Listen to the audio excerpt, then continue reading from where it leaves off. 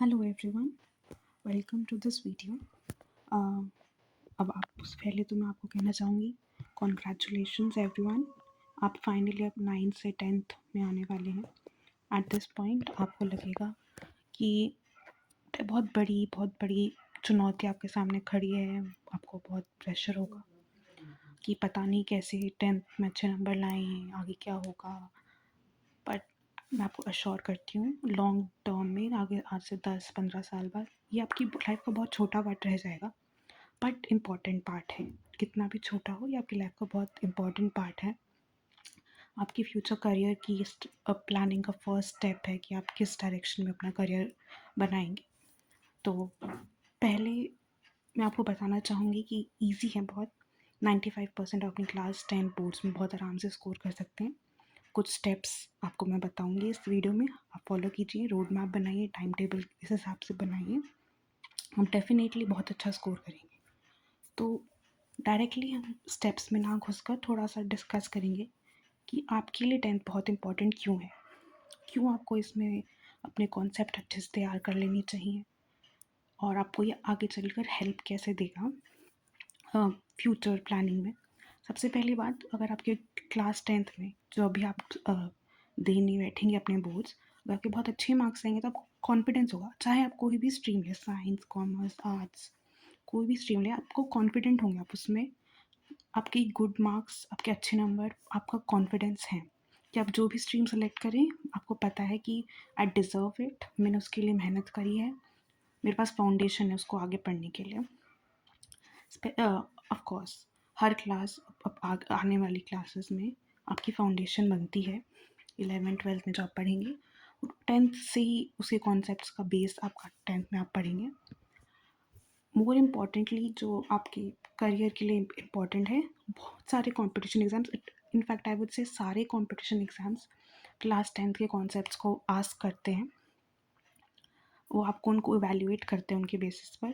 जितने भी आप एग्ज़ाम, चाहे आप जी नीट आगे जाके देना चाहते हैं या आप गवर्नमेंट जॉब्स के लिए एसएससी, रेलवेज, बैंक पीओ के एग्ज़ाम देना चाहते हैं, चाहे आप एमबीए के एग्ज़ाम देना चाहते हैं, कैट सैट, सब में आपको 10th तक की नॉलेज होनी बहुत ज़रूरी है। बहुत यही कॉन्सेप्ट्स को थोड़ा और एडवांस्ड वर्जन में पूछा जाता है, बट बेसिक जो कॉन्सेप्ट फॉर्मूलेज हैं वो सब आपको क्लास 10 में पढ़ाए जाते हैं। तो अगर आपको आगे चल के अपने करियर में इन एग्ज़ाम्स के लिए प्रिपेयर करना चाहते हैं तो आपको 10th के कॉन्सेप्ट्स याद रखने चाहिए लाइफ लॉन्ग। ऑफ कोर्स आपका फर्स्ट नेशनल लेवल का एग्ज़ाम होगा जिसमें आप बैठेंगे, तो आपको बेसिकली इसकी आपको कॉन्फिडेंस, आपको सेल्फ कॉन्फिडेंस बूस्ट करेगा ये। अगर आप इसमें अच्छा स्कोर करते हैं, आप कॉन्फिडेंट होंगे कि आगे जाके कोई भी किसी भी लेवल का एग्ज़ाम हो, मैं कर सकता हूँ। मैंने एक नेशनल लेवल एग्ज़ाम दिया है, उसमें मैंने 95% से ज़्यादा स्कोर करा है, तो आई कैन डू इट वाली फीलिंग आएगी अगर आप क्लास 10th अच्छे से अपना अच्छे मार्क्स ले आते हैं।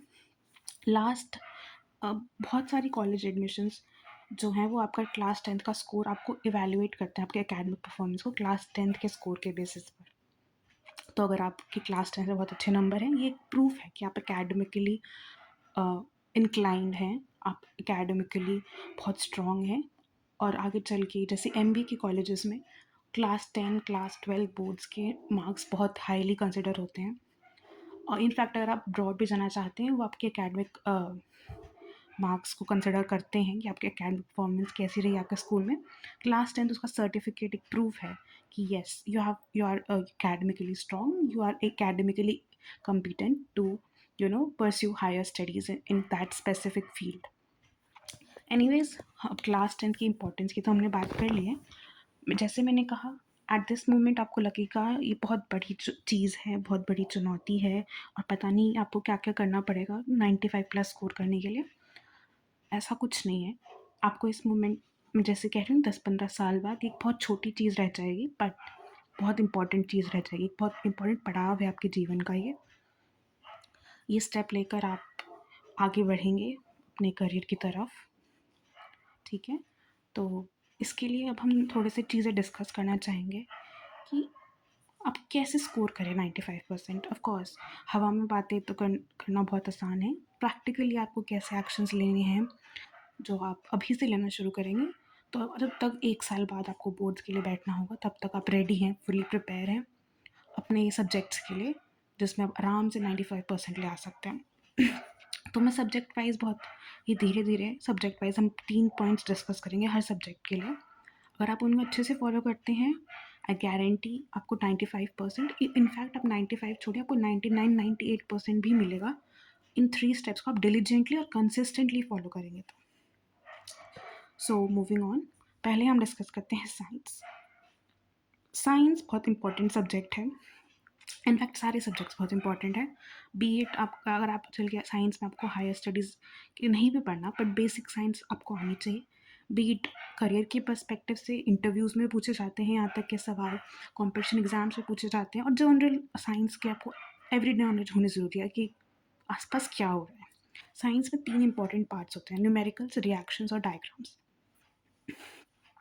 न्यूमेरिकल्स ऑफ कोर्स इतने डिफिकल्ट नहीं आते, आप बेसिकली फिजिक्स में न्यूमेरिकल्स होंगे, आप उनके फॉर्मूलेज याद रखेंगे, थोड़े न्यूमेरिकल्स की आप कंसल्टेंट प्रैक्टिस करेंगे तो आपसे हो जाएंगे। इंपॉर्टेंट न्यूमेरिकल्स जो पास्ट ईयर में पूछे जाए हैं रिपीटेडली, उनको डिस्कशन हम डिटेल में करेंगे इसी चैनल पर।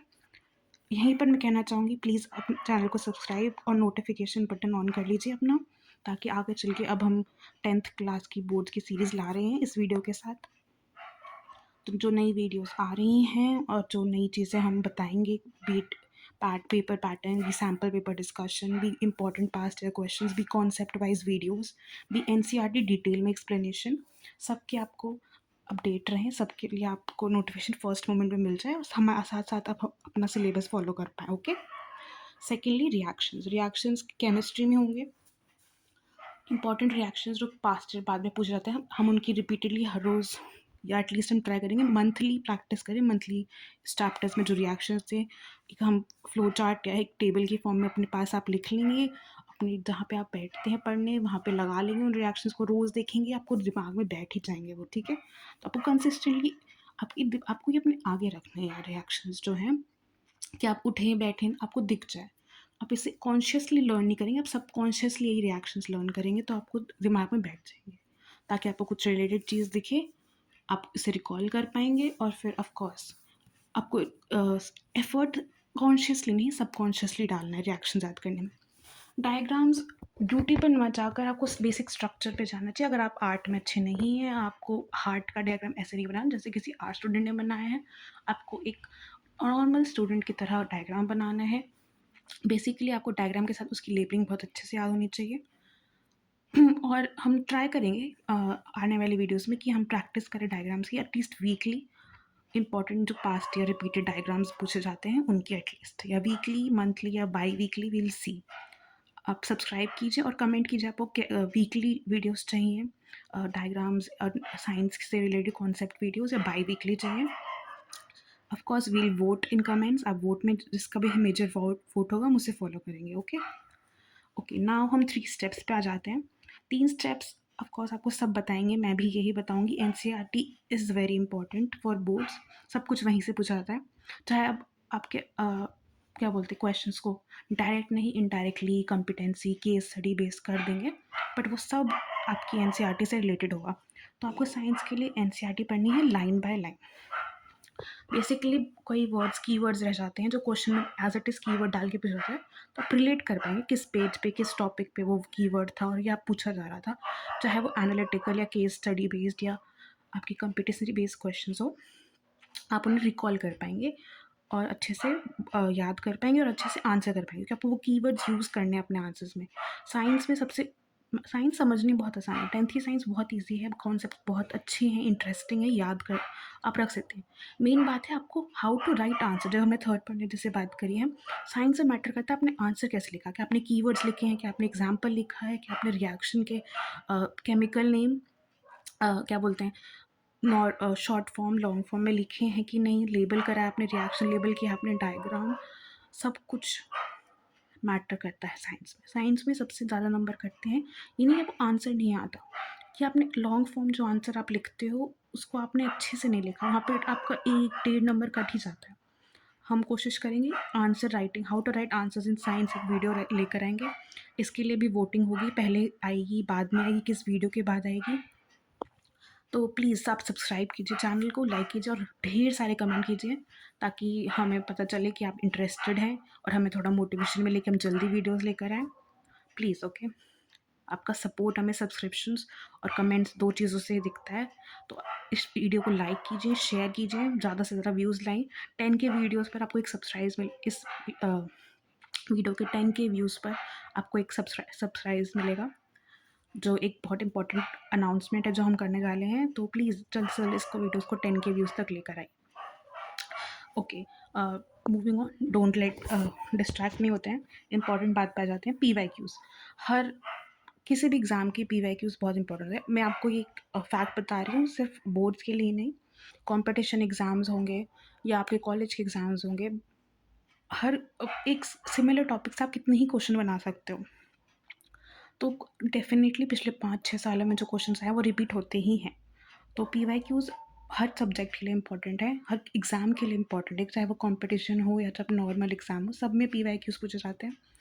अब 10th में क्या हुआ है, अब सीबीएसई थोड़ी उनको डिफ़िकल्ट करना चाहती है कि वो competency based, analytical based, case study based questions ला रही है। बट एट द एंड जो सब की पार्ट की कोर है वो पिछले वाले क्वेश्चंस ही है, रिपीटेड क्वेश्चंस ही है। अगर आपने पीछे वाले क्वेश्चंस को देखा हुआ है, समझा हुआ है, लिखा, प्रैक्टिस की हुई है, तो आप उन्हें बहुत आराम से, बहुत अच्छे से आंसर कर पाएंगे। ठीक है, तो हमने ये तीनों पॉइंट डिस्कस कर लीजिए। मूविंग ऑन, नेक्स्ट सब्जेक्ट है हमारा मैथमेटिक्स। ऑफ कोर्स मैथमेटिक्स सबकी जी का जंजाल है, मेरा भी था। I hate maths but I still scored 93 in my boards. Okay, so definitely in steps को फॉलो कीजिए। अगर आपको कुछ नहीं आता मैथ्स में, आपको बहुत मुश्किल लगती है मैथ्स या नहीं समझ आती है, इन सब चीज़ों को फॉलो कीजिए, आपको 95 प्लस मिलेगा। एटलीस्ट मेरे से ज़्यादा अच्छा मैथ्स होगा आपका, क्योंकि मेरा नहीं है, I know it. Okay,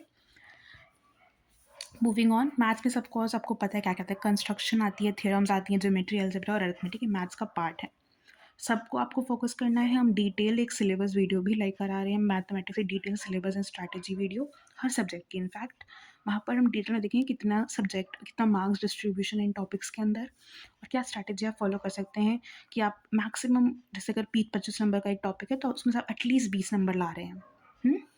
in fact 20 number से ज़्यादा ही आएंगे।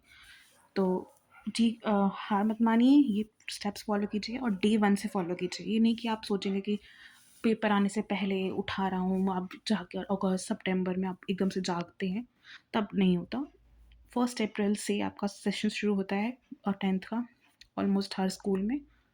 उसी दिन से आप बैठेंगे, ये चीज़ें आप डे 1 से फॉलो करेंगे। अप्रैल से लेके अब जब तक आप बोर्ड्स तक बैठेंगे, ये सब कुछ आप फॉलो करेंगे, आपको टेंशन लेने की ज़रूरत नहीं है। कम से कम टाइम डालकर, कम से कम हार्ड वर्क, स्मार्ट वर्क कर कर आप आराम से 95 लेकर आएंगे, without any anxiety, without any pressure. आपको फील हो रहा है कि आपको ये रह गया, ये करना है। ठीक है, तो मूविंग ऑन, इसमें भी 3 ही स्टेप्स हैं, जिसमें भी एनसीईआरटी, तो of course I would say NCERT तो क्या बोलते हैं, बाइबल है 10th के लिए, सीबीएसई बोर्ड्स के लिए। आप इसके बिना तो कुछ नहीं कर सकते। आपको एटलीस्ट ईच एंड एवरी जो क्वेश्चन, जितने भी हर चैप्टर का हर क्वेश्चन, हर एग्जाम्पल आपको एटलीस्ट एक बार सॉल्व करना है। मैं ये नहीं कहूँगी आपको 2 बार 3 बार एनसीईआरटी करनी है। अगर आपने एक बार भी अच्छे से हर एक चैप्टर का क्वेश्चन कर रखा है, तो आई डेफिनेटली गारंटी हूँ आप 90 प्लस तो आराम से ला सकते हैं। सिर्फ एक बार करना है और आपको समझ के करना है, ये नहीं कि आप रट्टा मार के कर रहे हैं। समझ के कीजिए हर एक क्वेश्चन, आपको हमेशा आपके दिमाग में रहेगा। पीवाईक्यूज़ तो ऑफ कोर्स जैसे कहा, हर एग्ज़ाम का क्या बोलते हैं पार्ट होता है, इसके बिना तो आप कोई एग्ज़ाम देने बैठना सोचिए ही मत, क्योंकि इससे आपका बहुत सारा हार्ड वर्क वेस्ट नहीं होता कि आप पता नहीं कहाँ कहाँ से हाई लेवल के क्वेश्चन उठा के ला रहे हैं, चाहे वो पूछे नहीं जा रहे हो। ऑफ कोर्स वो गुड है, आपके नॉलेज बढ़ाते हैं, प्रैक्टिस करनी चाहिए difficult questions, advanced level questions की भी। बट बोर्ड्स की पर्सपेक्टिव में आपको स्मार्ट वर्क करना चाहिए। तो पीवाईक्यूज़ के एटलीस्ट पास्ट 5 ईयर्स के क्वेश्चन पेपर को मैथ्स के सॉल्व कर लीजिए, एक एक क्वेश्चन देख लीजिए, क्या कॉन्सेप्ट रिपीट हो रहा है आपको वो भी उसमें पैटर्न पता चल जाएगा। उन टाइप के क्वेश्चन की आप ज़्यादा प्रैक्टिस कीजिए। रिवीजन मैथ्स में बहुत ज़रूरी है, क्योंकि एक बार कर लिया, फॉर्मूला कर लिया, आपको 1 साल बाद रहेगा, याद नहीं रहेगा आपको। ऑफ कोर्स हमारी सुपर ह्यूमन मेमोरी नहीं है, हम कंप्यूटर नहीं है, आपने एक बार एक चीज़ देखी वो आपको 1 साल बाद भी याद रहेगी। तो रिवीजन मैथमेटिक्स में बहुत ज़रूरी है। डेली आपको फॉर्मूलाज याद करना ज़रूरी है। कॉन्सेप्ट अगर आप एक बार समझ गए बाय हार्ट, तो अगर आप उसे वीकली बाई वीकली भी याद कर रहे हैं तो आपको याद रहेगा। फॉर्मूलाज आपको एक शीट बनानी होगी, जैसे हमने रिएक्शंस और न्यूमेरिकल्स में करा था। आप एक शीट रिएक्शंस के लिए बनाएंगे साइंस की, आप एक शीट फॉर्मूलेज की बनाएंगे मैथ्स की, जहाँ पर आप बैठते अपने स्टडी टेबल अपने रूम में लगा दीजिए, जहाँ पे आप उठें आते जाते आपकी नज़र पड़े और आपको सबकॉन्शियसली याद हो जाएंगी इस चीज़ें। आपको कॉन्शियस एफर्ट नहीं डालना पड़ेगा। मैथ्स में शॉर्ट एंड लॉन्ग टेस्ट्स भी बहुत ज़रूरी है आपके रिवीजन के पार्ट के लिए, क्योंकि शॉर्ट टेस्ट हैं कि आपको लगे नहीं कि आप टेस्ट दे रहे हो, आपको लग रहा है कि बस 5 क्वेश्चन हैं मुझे आते ही, मैं आपको कॉन्फिडेंस बिल्डअप होता है शॉर्ट टेस्ट से। लॉन्ग टेस्ट आपकी टाइम मैनेजमेंट स्किल्स को होते हैं। मैथ्स का पेपर लेंदी आता है, इनफैक्ट बोर्ड्स लेंदी होते हैं, ईजी होते हैं बट लेंदी होते हैं, तो आपको टाइम मैनेजमेंट बहुत अच्छा करना होता है। आप कैसे किस जगह आप टाइम सेव करेंगे, किस जगह आप क्या करेंगे, आपको 15 मिनट का रीडिंग टाइम मिलता है उसमें आप क्या करेंगे, इस सब आपको एक स्ट्रैटेजी बनानी होती है। लेकिन ये स्ट्रैटेजी अभी बनाने की ज़रूरत नहीं है, स्ट्रैटेजी बनेगी जब आपका सिलेबस पूरा कवर हो जाए। वंस यू आर कम्पिटेंट, आपको कॉन्सेप्ट आ गए हैं, आपने एनसीईआरटी कर ली है, अपनी पीवाईक्यूज देख लिए हैं, then is the time to solve sample papers. तब आपको टाइम मैनेजमेंट, तब आपको प्रिपेयर करना है। ये काम आप अगस्त सितंबर में करेंगे, उसके लिए भी मैं आपको डिटेल मंथ वाइज वीडियो भी आ रही है। ऑफकोर्स सेम कमेंट कीजिए, बहुत सारे कमेंट्स कीजिए, हमें मोटिवेशन दीजिए ताकि हम सब कुछ जल्दी जल्दी लेकर आए। एक सिंगल हैंडेडली एफर्ट डालना बहुत मुश्किल हो जाता है, तो प्लीज़ हमें मोटिवेट कीजिए, सब्सक्राइब, लाइक, कमेंट, शेयर कीजिए, व्यूज़ दीजिए, ताकि हम बहुत जल्दी जल्दी अपने दिन में ये वीडियोस की हम फटाफट सब लेकर आ रहे हैं। Okay, moving on next subject की तरफ, हमारा है Hindi and English languages. Languages बहुत सारी होती हैं। 10th में संस्कृत भी लैंग्वेज कंसिडर होती है और आई गेस रीजनल लैंग्वेजेस भी कंसिडर होती हैं, but I am talking about major लोग कौन सी लैंग्वेजेस चूज़ करते हैं अपनी 10th और 10th में, तो वो हैं 2, हिंदी एंड इंग्लिश। लैंग्वेजेस का पढ़ने का तरीका नॉर्मल कोर सब्जेक्ट्स जो हमारे साइंस, मैथ्स, एसएसटी हैं, इनसे थोड़ा अलग होता है। हिंदी और इंग्लिश में जो एनसीईआरटी होती है ना, आपको वो रटनी नहीं होती है, आपको चैप्टर याद रखना नहीं पड़ता। उसमें सिर्फ आपको हर चैप्टर का की पॉइंट्स याद रखना है कि बहुत किसी कैरेक्टर ने कोई कोट कहा या कुछ चीज़ हुई वो, और थीम याद रखना होता है कि चैप्टर में क्या वैल्यू क्या बात हो रही है। हिंदी इंग्लिश में जो हमारी एनसीईआरटी है उसमें सारे क्या बोलते हैं, हमारे जो चैप्टर्स उनमें कुछ वैल्यू, कुछ थीम, बैकग्राउंड थीम होता है। ये सब आपको अपना लिख के रखना है, एक वैल्यू, एक थीम, क्योंकि वैल्यू बेस्ड क्वेश्चन आते हैं हिंदी इंग्लिश में, उनको आंसर करने के लिए लॉन्ग आंसर खासकर आपको ना बहुत सारी हैंडी पॉइंट्स याद होने चाहिए, कम से कम 5-6 हैंडी पॉइंट्स होने चाहिए जो कोट हो, जो थीम बेस्ड हो, चैप्टर से रिलेटेड, हर चैप्टर में, जो आपको या हेल्प करेगा जब आपको वैल्यू बेस्ड क्वेश्चन लिखने हैं। हिंदी एंड इंग्लिश के चैप्टर्स भी हम डिटेल में कवर करेंगे, बट ऑफ कोर्स थोड़ा टाइम हमें भी चाहिए प्रिपरेशन के लिए, तो प्लीज़ हमें अर्ज कीजिए कमेंट्स में, जितने कमेंट्स जितने वोट्स, ऑफ कोर्स पहले उस सब्जेक्ट की वीडियो आएगी जिस सब्जेक्ट को ज़्यादा वीडियो ज़्यादा वो मिले, आप सब्जेक्ट मेंशन कीजिए, आपको सबसे पहले कौन सा सब्जेक्ट है, सब्जेक्ट का नाम लिख दीजिए, विल काउंट। ओके, जिसका भी सब्जेक्ट का वोट ज़्यादा है पहले उसकी वीडियो आएगी, फिर बाकी की आएगी, ठीक है। ओके, अब हम बात करते हैं, सिर्फ एनसीईआरटी पढ़ने से आप हिंदी इंग्लिश में 95 नहीं हिला सकते, क्योंकि पेपर में डिविजन है। आपको रीडिंग और राइटिंग स्किल्स में, रीडिंग और राइटिंग स्किल्स का मेजर पार्ट है, आपका 20 नंबर की सिर्फ रीडिंग है, तो आप लगा सकते हैं कि अगर आपको सिर्फ पास होना है हिंदी इंग्लिश में तो आप रीडिंग और राइटिंग कर लीजिए, आपको कुछ और करने की ज़रूरत नहीं है, ठीक है। तो रीडिंग एंड राइटिंग स्किल्स बहुत एसेंशियल पार्ट है, बट ये भी नहीं कि आपको रोज़ रोज़, ऐसा नहीं कि मैं वो कहूँगी आप रोज़ न्यूज़पेपर, रोज़ एडिटोरियल पढ़ो आपकी रीडिंग स्किल्स इंप्रूव हो जाएंगी, ऐसा नहीं होता, क्योंकि मुझे पता बहुत बोरिंग होते हैं जिनको खासकर रीडिंग हैबिट नहीं होती, उनके लिए मौत आ जाती है उठाना, इनफैक्ट कि उन्हें उठा रहे न्यूज़पेपर, उन्हें पढ़ना है, आई नो नहीं होता है, तो वीकली प्रैक्टिस कीजिए। मैं कहूँगी रीडिंग आप नॉवल से शुरू कीजिए, न्यूज़पेपर, एडिटोरियल्स बहुत बोरिंग है। आप, मैं ये भी नहीं कहूँगी बहुत हाई क्लास नॉवेल्स पढ़िए, आपके स्कूल के सप्लीमेंट्री रीडर्स आपको वैसे भी पढ़नी है, तो अगर आप चाहते हैं कि आपका 2 तीर मतलब 1 तीर से 2 निशान हो जाएँ, तो आप अपना सप्लीमेंट्री रीडर पहला उठाइए, उसको पढ़ना शुरू कीजिए, आपकी थोड़ी रीडिंग हैबिट बिल्डअप हो जाएगी, साथ-साथ आपकी सप्लीमेंट्री रीडर आप पढ़ लेंगे, तो आपका एक काम हल्का हो जाएगा, ठीक है। रीडिंग स्किल्स की वीकली प्रैक्टिस के लिए हम सैम्पल एसेज जो हम चाहते हैं आप पढ़ें और थोड़े इंटरेस्टिंग भी हो, होपफुली आपको लगेगा इंटरेस्टिंग हो, हम अपनी साइट पे पोस्ट करेंगे। हमारी साइट है topgradesonline.com, आप अपने आप सर्च कर सकते हैं। 1 अप्रैल के जब हम आपको इसमें वीडियो डाल देंगे नोटिफिकेशन के लिए, शॉर्ट या लॉन्ग वीडियो जो भी होगी, उसमें हम बता देंगे अब से पोस्ट हो रहे हैं, आप उन्हें वहाँ पर वीकली जाकर एक वहाँ पर ऐसे पढ़ सकते हैं, रिलेटेड आपको क्वेश्चंस भी मिलेंगे वहाँ पर, ताकि अपनी रीडिंग स्किल्स की वीकली प्रैक्टिस कर सके। सिमिलरली आपको राइटिंग स्किल्स की भी वीकली प्रैक्टिस वहीं मिलेगी क्वेश्चंस के थ्रू। वो कुछ पास्ट ईयर क्वेश्चंस हो सकते हैं, कुछ हमने बना रखे होते हैं, कुछ सैम्पल पेपर के क्वेश्चंस हो सकते हैं।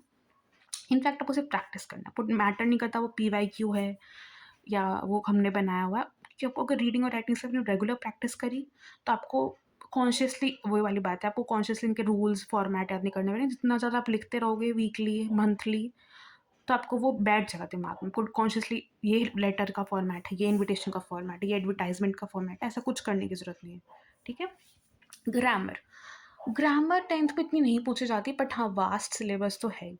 तो ग्रामर में ना आपको रूल्स तो अंडरस्टैंड, ऑफ कोर्स किसी भी लैंग्वेज की ग्रामर के लिए आपको रूल्स अंडरस्टैंड तो करने ही पड़ेंगे, याद करने पड़ेंगे।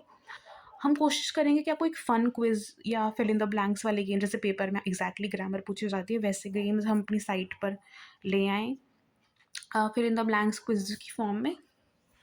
जब ये चीज़ हो जाएगी ऑफकोर्स आई विल, हम नोटिफिकेशन पुट कर देंगे। चाहे आप हमें नीचे रिक्वेस्ट भी डाल सकते हैं कि आपको गेम्स चाहिए क्विजेस के फॉर्म में या फिर इन द ब्लैंक्स की फॉर्म में, इंग्लिश हिंदी के लिए। हम यूट्यूब पे खेलेंगे वो गेम्स, क्विज गेस्टिंग वाले गेम्स, या फिर अपनी साइट पे वील सी। ओके।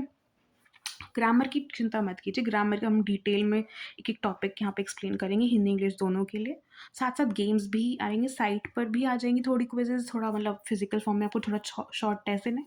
लॉन्ग फॉर्म में हम वीडियोस के हम कोशिश करेंगे 10-20 क्वेश्चंस वीकली या बाई वीकली, मतलब 10-15 दिन में एक वीडियो तो आ ही जाएगी। ऑफ कोर्स आप हमें अर्ज कर सकते हैं, अपनी रिक्वेस्ट भी डाल सकते हैं, हम सारी रिक्वेस्ट अभी कंसिडर कर रहे हैं स्टूडेंट्स की पॉइंट ऑफ व्यू से कि उन्हें क्या चाहिए, उन्हें रूल्स चाहिए कि उन्हें गेम्स चाहिए, उन्हें प्रैक्टिस किस तरह की चाहिए। प्लीज़ प्लीज़ सजेशंस डालिए, and we request you and we urge you कि आप हमें अपनी रिक्वेस्ट डालें, ताकि हम अपने टीचिंग मेथड्स को थोड़ा और इन्हांस कर पाएँ। Okay. Next moving on, last subject social science पे आ जाइए। Last but not the least, क्योंकि सोशल साइंस में आपको पास 4 चीज़ें जो आपको पढ़नी है, political science, geography, economics, history. Syllabus wise social science बहुत वास्ट है, मैं जानती हूँ, और बहुत ही थ्योरी हैवी है। अब मुझे पता है लोगों को, those who like social science they like it, जिनको SST पसंद है दे डाई फॉर लाइक हमें तो वही करना है। वो मैं थी, I like SST the best literally. हम जिसको अच्छा लगता है उसमें वो 100 ला सकता है, और जिसको नहीं अच्छा लगता उसे पास होना उसको लगता है कि भाई बहुत बड़ा चैलेंज है। दोनों ही चीज़ें नहीं करनी। अगर आपको अच्छा लगता है तो आपको सारा फोकस इस पर नहीं डालना, क्योंकि ये 5 सब्जेक्ट है, पाँचों सब्जेक्ट को मिलाकर आपको 95-98% लाने हैं।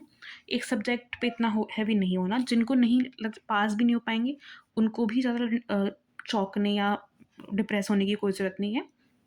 हम डिटेल वीडियो हर चैप्टर और हर क्या बोलते हैं जॉनर, जो इसका political science, geography, economics, individual videos भी आएंगी चैप्टर वाइज भी, और इसका क्या बोलते हैं थीम वाइज भी वीडियोस आएंगी। तो इसमें आप सब टॉपिक वाइज वीडियोस भी आएंगे, तो चिंता मत कीजिए। ओके। हाँ, इसमें भी 3 स्टेप्स हैं of course. NCERT, social science में NCERT तो आप बाइबल की जगह मान लीजिए, पता नहीं महाभारत है, लिटरली आपको महाभारत, रामायण है, ये आप अपनी लगा लीजिए, this is an epic. Okay. ये होली ग्रेल भी नहीं है, ये पूरी वो आपकी एपिक है जिसकी को पूजा करनी रखती है। जैसे रामायण महाभारत के घर में पूजा होती है, आपको इसकी पूजा करनी पड़ेगी, जब जाकर आपको अच्छे नंबर आएंगे। NCERT में NCERT की पूजा कीजिए और विश कीजिए कि जो उसमें लिखा है हमारे दिमाग में आ जाए। ठीक है। NCERT मैंने साइंस में कहा था लाइन बाय लाइन, ये तो आपको डिटेल में करनी है। ठीक है। आपको उसमें साइंस आपको लाइन बाय लाइन समझना है, तो आपको ज़रूरी नहीं है एज इट इज़ लिख दे, लेकिन NCERT तो इसमें तो आपको डिटेल में करनी है, और हो सके तो एज इट इज़ लिखनी है, क्योंकि कीवर्ड्स मैटर करते हैं इनमें, और इनके कीवर्ड्स बहुत सारे हैं, साइंस से ज़्यादा है। ठीक है। सोशल साइंस का बेनिफिट है आपको NCERT Q&A फॉर्मेट में करनी चाहिए, क्योंकि इसके टॉपिक्स ना हमेशा मेजर टॉपिक आता है क्वेश्चन का, एक थीम पूरा दे रहे हैं उसको, जैसे नेशनलिज्म मूवमेंट है उसको, उसके ऊपर पूरा क्वेश्चन है, वो बहुत बड़ा, वो 2 पेज होंगे आपकी NCERT में उसके।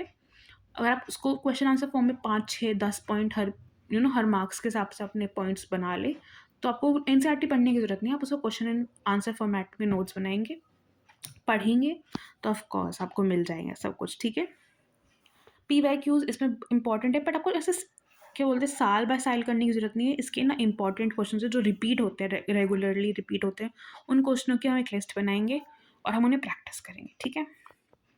छोटे मोटे क्वेश्चंस बनाने की ज़रूरत नहीं, डिटेल में हम NCERT में तो already question and answer format में जो है वो हम पढ़ ही लेंगे, तो PYQs आपको सारे करने की ज़रूरत नहीं है, आपको सिर्फ रिपीटेड जो इंपॉर्टेंट और रिपीटेड क्वेश्चंस आते हैं एनसीईआरटी में, जो हर साल ऑलमोस्ट पूछे जाते हैं, उन क्वेश्चनों की प्रैक्टिस करनी है।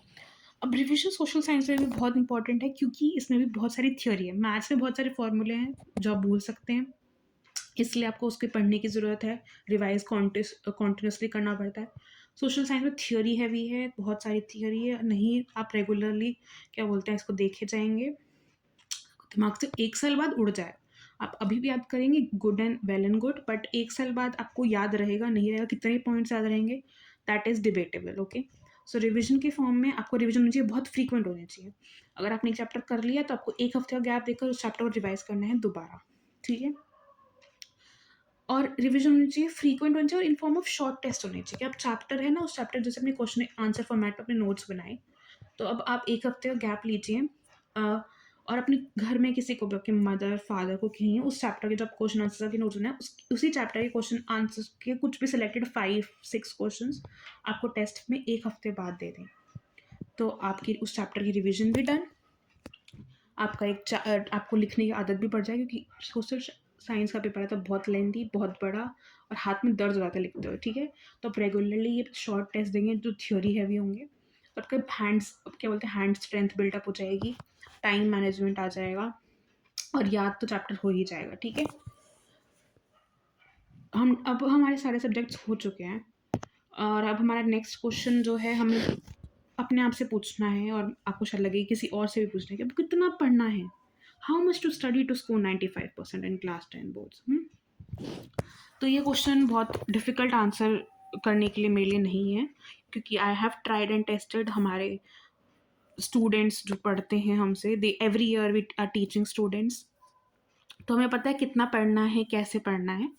तो अगर आप हमारी बात माने तो मैं आपको कहूँगी सिर्फ 2 घंटे, जस्ट 2 आवर्स डेली। आप स्कूल तो जाते ही हैं, स्कूल में आपको हर टॉपिक हर चैप्टर पढ़ाया जाएगा, आपके टीचर्स से आपको टेस्ट देंगे, आपको क्वेश्चंस कराएंगे स्कूल में। तो 8 घंटे जो स्कूल का है, उसके अलावा जस्ट 2 आवर्स आपको देने हैं सेल्फ स्टडी को, डेली देने हैं, एक दिन भी आप ब्रेक। ओके ओके ओके, अब आप ये कहेंगे कि ब्रेक लेके नहीं, ब्रेक ले सकता है डेफिनेटली। संडे आप अपना, संडे मैं आपको कहूँगी आप हाफ अ डे ब्रेक रख ले सकते हैं, कि आप संडे को सैटरडे को देर से सोए, सुबह देर से उठे, थोड़ा इन्जॉय करा लीजरली। लेकिन हम जब आप मंडे को अपना क्या करें, आप जब आधा दिन निकल जाता है और आपको लगता है कि मंडे आने वाला है, you are preparing for the next week, उस टाइम में आप संडे को थोड़ा पढ़ सकते हैं। नहीं तो मैं कहूँगी संडे पे आप अगर आप अपने टारगेट्स डेली पूरे कर रहे हैं, तो आप संडे छुट्टी ले सकते हैं। मेरे हिसाब से तो मैंने तो बहुत ली है संडे छुट्टी, लेकिन ये बात अपने ऊपर है कि आपने अपने जो डेली टारगेट्स, अपने जो अपने वीकली और डेली टारगेट्स थे उनको पूरा कर लिया है, then only you can take your Sunday of.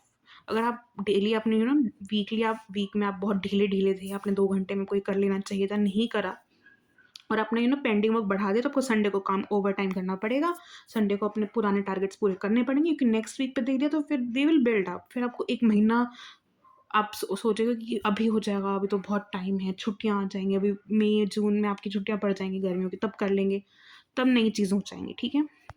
अप्रैल में सारे टीचर्स बहुत आपको टॉपिक्स इंपॉर्टेंट कराना शुरू कर देते हैं, और आपको असाइनमेंट जो होमवर्क मिलता है, उसमें भी आपको टीचर्स क्वेश्चन आंसर अगले चैप्टर्स के दे देते हैं असाइनमेंट के फॉर्म्स में, ताकि आप अपनी छुट्टियाँ यूटिलाइज करो। 2 महीने 10th में मिले हैं, कुछ भी नहीं करना, सिर्फ पढ़ना है, ठीक है। तो मेरी बात मानो, 2 घंटे डेली दोगे विदाउट चीटिंग, कंसिस्टेंटली दोगे, ये नहीं कि आपने 1 हफ्ता छोड़ दिया फिर अगले हफ्ते पकड़ रहे हो, नो।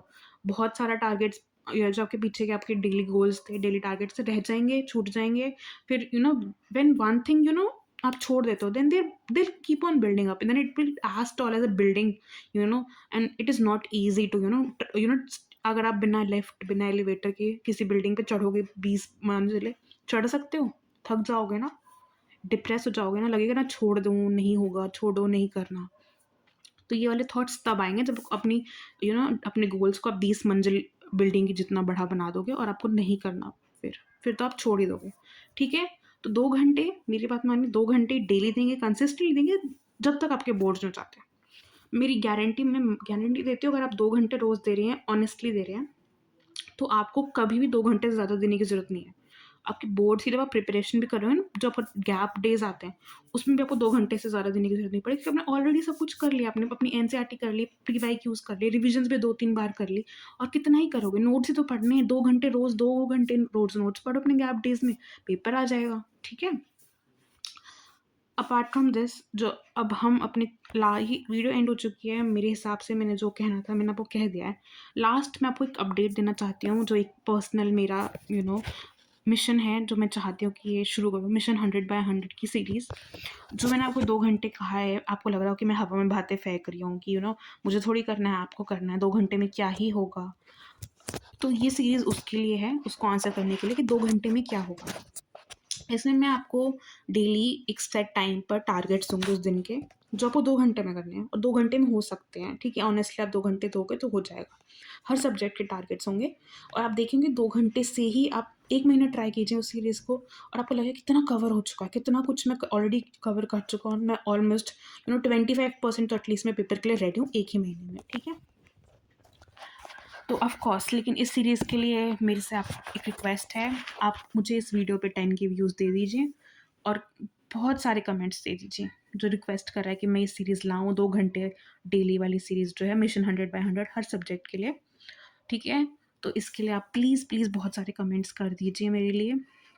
आपको दिखाइए, मुझे थोड़ा मोटिवेट कीजिए कि हाँ, मुझे रोज़, क्योंकि 2 घंटे आपको देने पड़ रहे हैं, लेकिन 2 घंटे मैं भी तो दूँगी वीडियो बनाने के लिए, है ना? मेरी थोड़ी 10th बोर्ड्स है। तो ठीक है, तो थोड़ा मुझे मोटिवेट कीजिए कि मैं भी अपने 10th वाले माइंडसेट में आ जाऊँ। अपने 10th आपके 10th बोर्ड्स के लिए मैं बहुत सारी प्रिपरेशन रोज़ आपके साथ आऊँ, वीडियोज़ करूँ, आपको बताऊँ, आपके डेली अपडेट्स दूँ, ठीक है? आपको आपकी टोज़ पर रखूँ बेसिकली। तो प्लीज़, प्लीज़ वीडियो को 10 के व्यूज़ तक ले जाइए, और कमेंट्स दे दीजिए मुझे, और फिर हम आपको रोज़ मिलेंगे मिशन 100/100, ओके? तो साइनिंग ऑफ।